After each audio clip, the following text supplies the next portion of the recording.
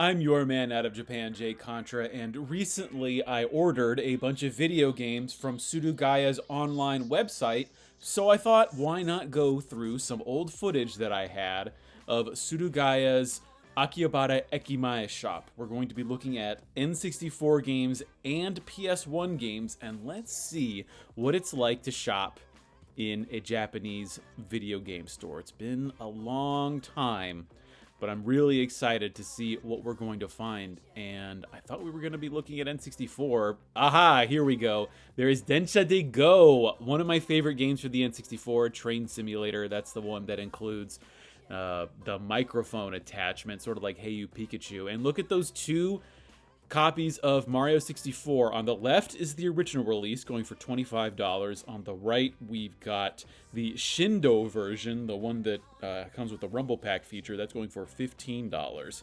Now, I thought people would have been going for the Shindo version, but I guess people want their original release, and that's why it's so much more expensive. They're on the left, Smash Brothers for $20. Are you kidding me? So cheap. And then on the right is Banjo-Kazooie, Japanese release, going for $37. I haven't played Banjo-Kazooie in a very long time. Oh, and I wish I had bought that copy of GoldenEye for less than $50 in the box. I love the Japanese boxes for James Bond properties.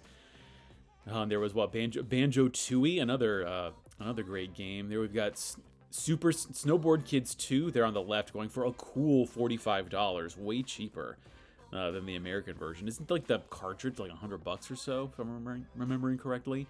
There we've got, Mischief Makers there on the left. What a box. What a box. I've had Mischief Makers for the longest time now, and I still haven't played it, but I've heard only good things. A treasure release game, of course, so it has to be good.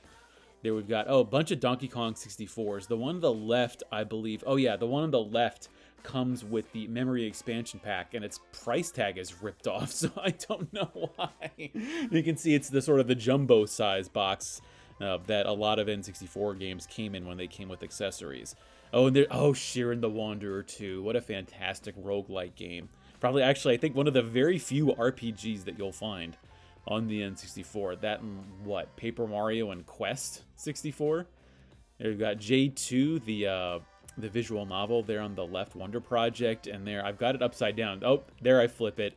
It is Super Robot Wars 64. Fantastic game.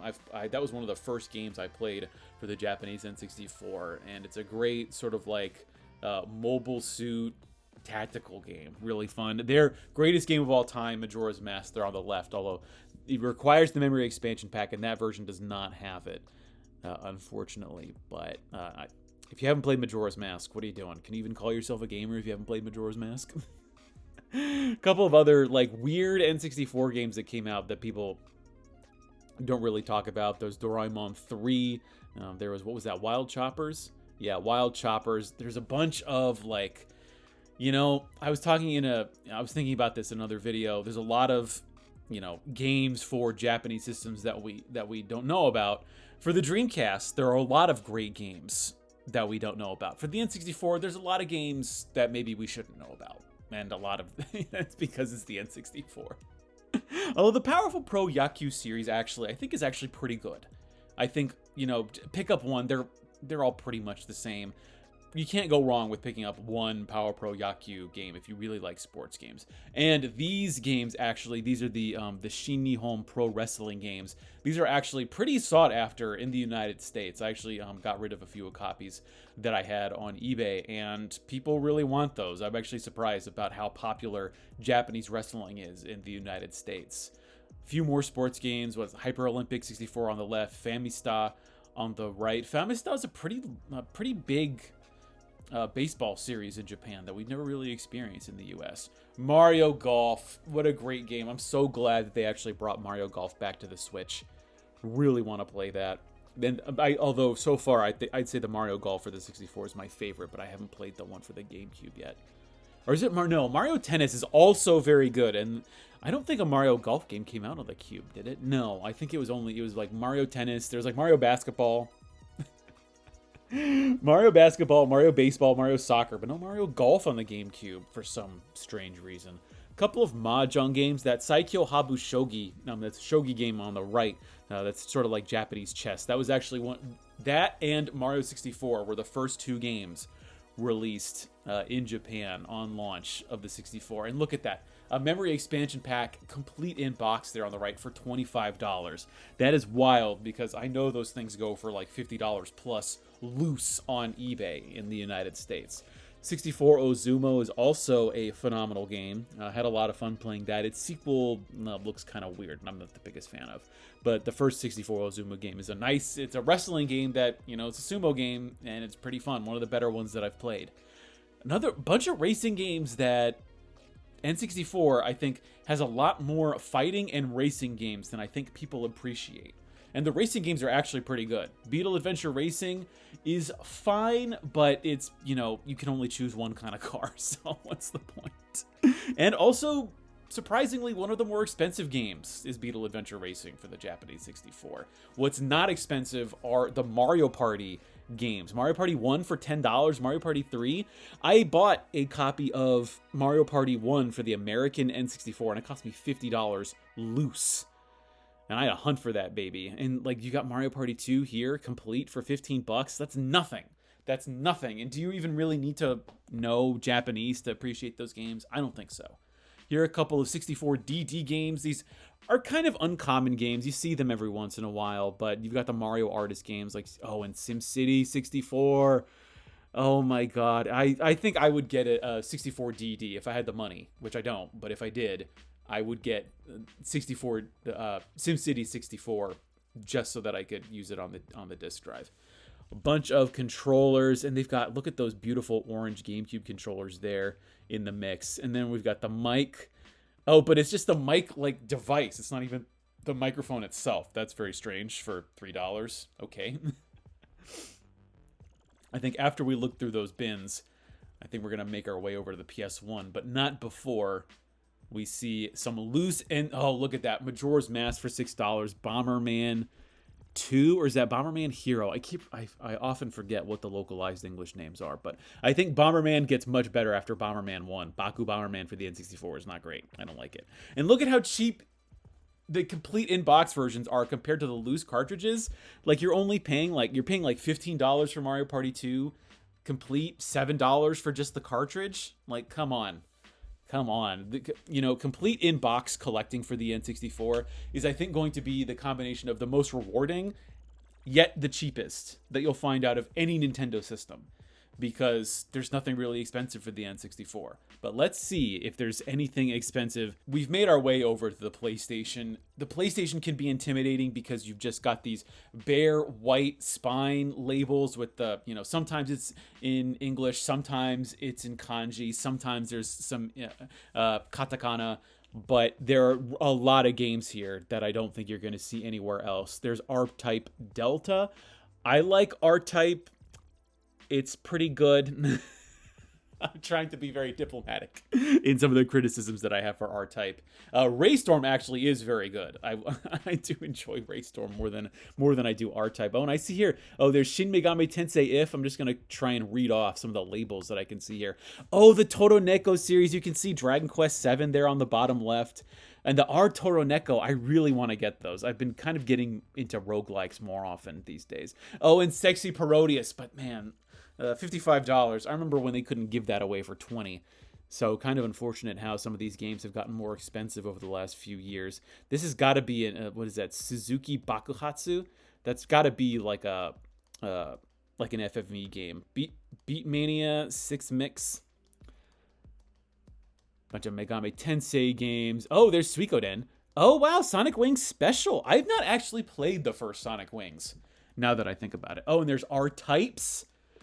A lot of shooting games for the PlayStation. I think people kind of associate shooting with the Sega Saturn or the Dreamcast. Wow, that's Moon. I remember when Moon was $70. Really went down after the Switch release.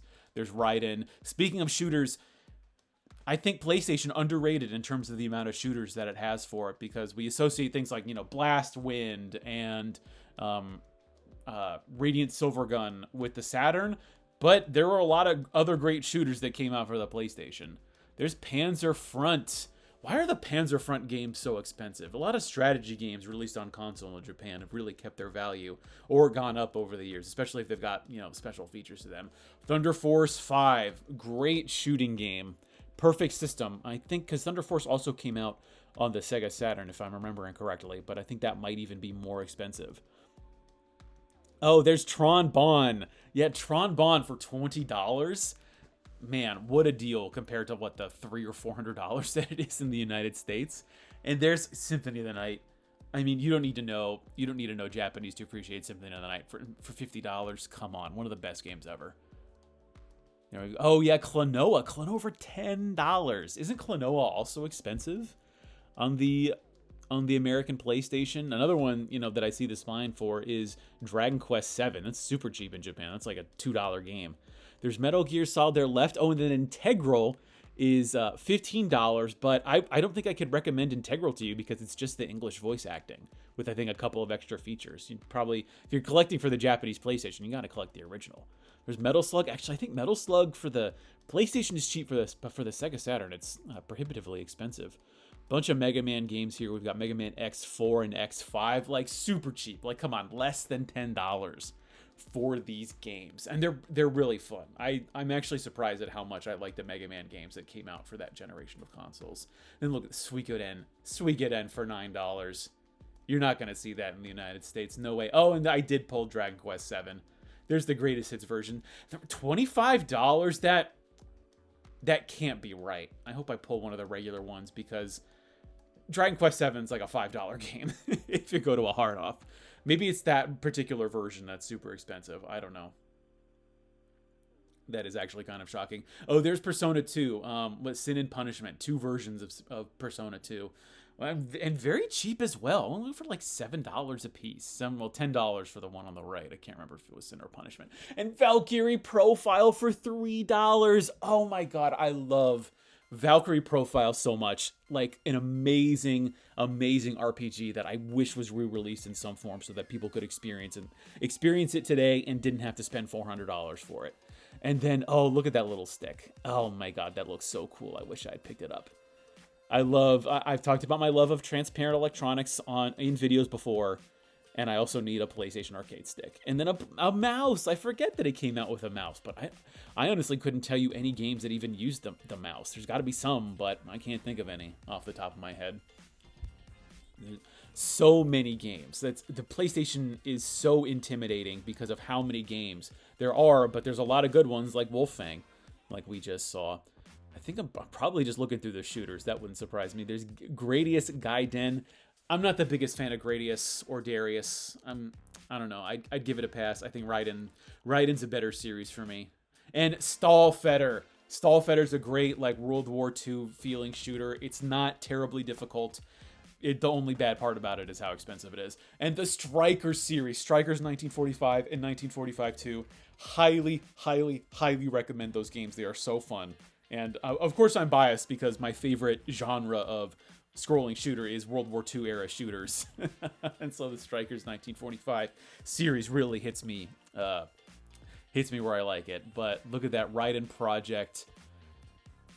So many games. I don't even I think when you go into a Japanese game shop, you kind of got to know where you want to go if you want to have the best time, because if not, you could spend like a whole day just going through this PlayStation section here, and it might be a better use of your time to go look at some other sections. But hey, if you're a PlayStation collector, even this is a small shop. I need to emphasize that the Surugaya Ekimae location is a small basement in the middle of Akihabara, like literally 50 feet away from the train station. And even in these small cramped locations, you are going to find massive libraries of games, so it can help beforehand to have an idea of what you want to look for before you start thumbing through these things. Or if you just want to spend a day trying to find something new, this is the place where you're going to do it. I've been your man out of Japan, Jay Contra. Thanks for watching, and mahalo.